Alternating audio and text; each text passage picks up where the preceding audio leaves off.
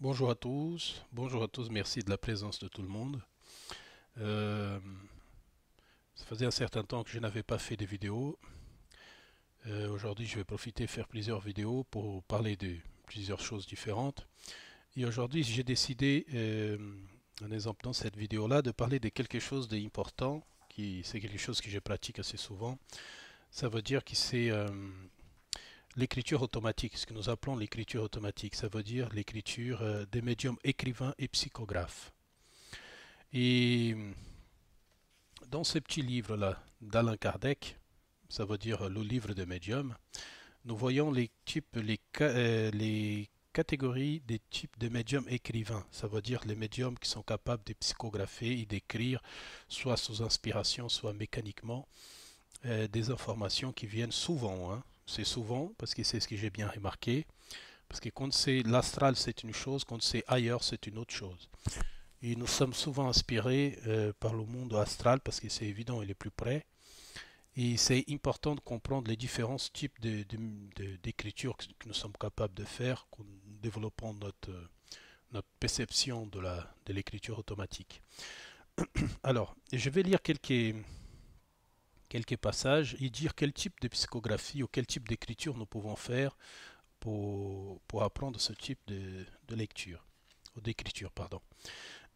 Alors, dans le livre de Médium, chapitre 15, page 111, nous voyons médium écrivain ou psychographe. Dans tous les moyens de communication, l'écriture manuelle est la plus simple et la plus commode et surtout la plus complète. C'est avec celui-là dont vient tendre tous les efforts, car on permet d'établir avec les esprits des relations aussi suivies et aussi régulières que celles qui existent entre nous. Ça, c'est vrai. On doit s'y attacher d'autant plus que c'est lui par lequel que les esprits révèlent le mieux leur nature et leur degré de leur perfection et de leur infériorité. Et c'est exactement vrai. Par la facilité qu'ils sont à s'exprimer, nous font connaître leurs pensées intimes et nous mettent ainsi en même de les juger et de les apprécier à leur valeur. La faculté d'écrire par les médiums, pour un médium, est une autre que celle qui est plus susceptible à se développer par l'exercice. Et c'est vrai que l'écriture automatique à ce niveau-là, c'est quelque chose, ou l'écriture psychographique, c'est quelque chose qui c'est une technique qui, à fur et à mesure, parce que je me souviens au début quand j'étais influencé par les entités autres, je pouvais écrire avec la main gauche alors que je suis droitier.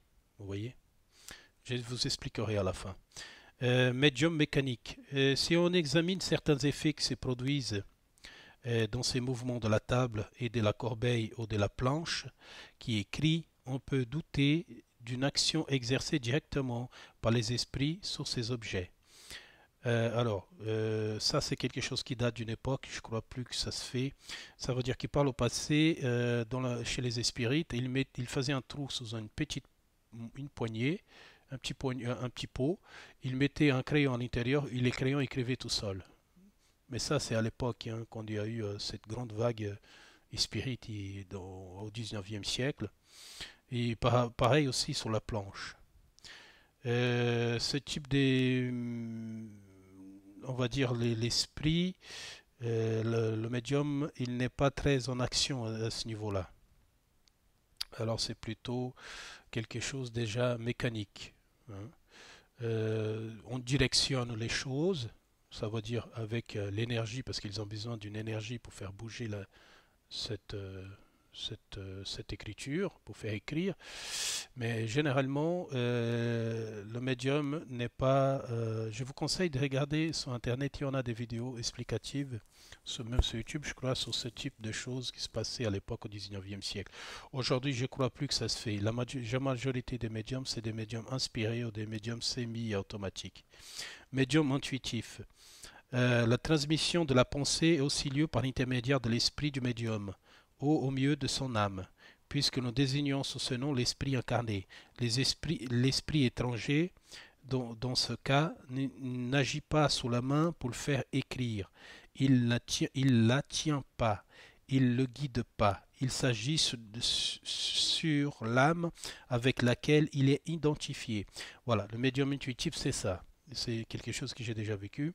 Ça veut dire, je sens comme une influence. Ça veut dire, l'esprit, il me guide. Et surtout, l'esprit, il utilise, ça veut dire, le catalogue de ma pensée. Ça veut dire les connaissances que j'ai actuellement dans cette vie. Les médiums semi-mécaniques. Dans les médiums purement mécaniques, le mouvement de la main est indépendant de la volonté. Dans le médium intuitif, le mouvement et la volonté est volontaire et facultative. Les médiums semi-automatiques participent à deux autres. Ils sont une impulsion donnée à une main malgré lui, mais en même temps, il a la conscience qui écrit à mesure que les mots se forment. Chez les premiers, la pensée suit l'acte de l'écriture. Chez le second, elle est procédée. Chez les troisièmes, elle est accompagnée. Ces derniers médiums sont les plus nombreux. C'est exactement un de mes cas, parce que ça m'arrive aussi de faire celui-là. C'est le troisième, elle accompagne. C'est exactement ça. Ça veut dire c'est semi-mécanique.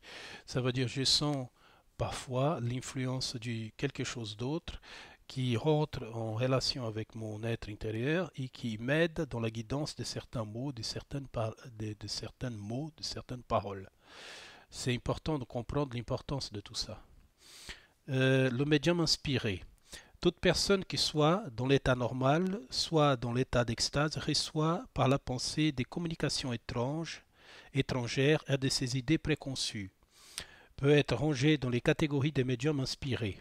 C'est comme si l'on voit une variété de médiums intuitifs avec cette différence que l'intervention d'une puissance occulte est contre bien moins sensible, car chez les inspirés, il est encore plus difficile de distinguer la pensée propre de celle qui est suggérée. Ça veut dire, c'est une chose que j'ai fait aussi souvent, surtout un exemple par rapport à Hamatis, parce que je reçois de l'esprit de Hamatis depuis un certain temps, ce sont des pensées inspirées. Ça veut dire, un exemple, certaines choses qu'il dit, je ne suis pas d'accord. Pourquoi? Parce que j'ai ma propre pensée. Lui, il a sa pensée, lui, j'ai la mienne. Mais lui, bref, avec toutes les vies qu'il a eues, il a une pensée différente de la mienne. Alors, c'est pour ça que je vous dis, quand la pensée elle est différente de la vôtre, c'est souvent ce qui arrive dans les vidéos de Hamatis que j'ai fait pour vous. C'est que certaines pensées à lui, ça ne concerne que lui, ça ne concerne pas moi. Hein.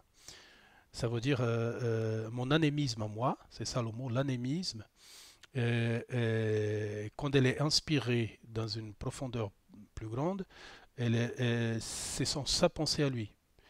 Parce que je n'accepte pas certaines choses, parce que j'ai ma propre vision et ma propre pensée. Mais c'est important de voir que quand vous commencez à recevoir des choses qui ne sont pas en accord, ça veut dire, je ne parle pas des choses négatives, je parle des choses plutôt qui sont d'une ordre de pensée différente de la vôtre. Ça veut dire que vous êtes réellement en contact avec une source de pensée différente de la vôtre. Les médiums à pressentiment. Parce qu'il y en a plusieurs, hein. Je vous conseille vivement la lecture du livre des médiums d'Alain Kardec, parce qu'il y a beaucoup de choses à lire là-dedans. Le pressentiment est une intuition vague des choses futures. Certaines personnes ont cette faculté plus ou moins développée. Elles peuvent avoir de la sorte du double vue qui leur permet d'entrevoir des conséquences des choses présentes, filiation des événements. Mais souvent aussi, elle fait des communications occultes et c'est ce qui est le cas surtout qu'on peut se donner à ceux qui sont doués de la médiumnité et des pressentiments qui sont en variété des médiums inspirés.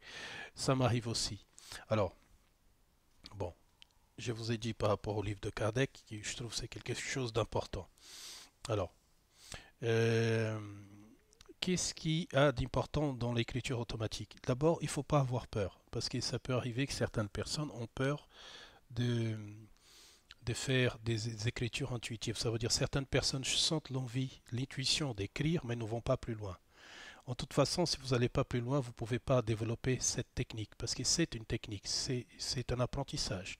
Plus vous faites l'écriture intuitive ou de l'écriture automatique, plus vous allez être en accord avec d'autres consciences. Parce que je me souviens au début, je vais parler personnellement par rapport à moi, C'est que j'ai eu comme une sorte de cours. Aujourd'hui, je vois ça plutôt comme un cours. Au début, j'ai eu peur, tout au début, parce que je ne comprenais pas exactement pourquoi. Aujourd'hui, je comprends le pourquoi. Ça veut dire un exemple. Tout au début de mes écritures automatiques, intuitives ou semi-automatiques, j'ai eu toute la panoplie, ça veut dire semi-automatique, intuitive, mécanique, en transe. Ça veut dire, bref, j'ai vu que quelqu'un prenait la possession soit de mon corps, soit carrément de la main. J'ai tout essayé. Ça veut dire, je voulais savoir à quel je pouvais être plus à l'aise. Parce que c'est exactement ce qui s'est passé avec moi.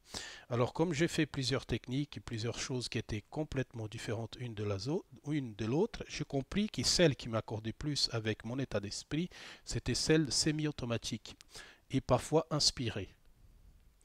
Parce que je garde toujours la commande de ce que je suis en train d'écrire. Pourquoi? Parce que j'ai eu des mauvaises expériences à ce niveau-là.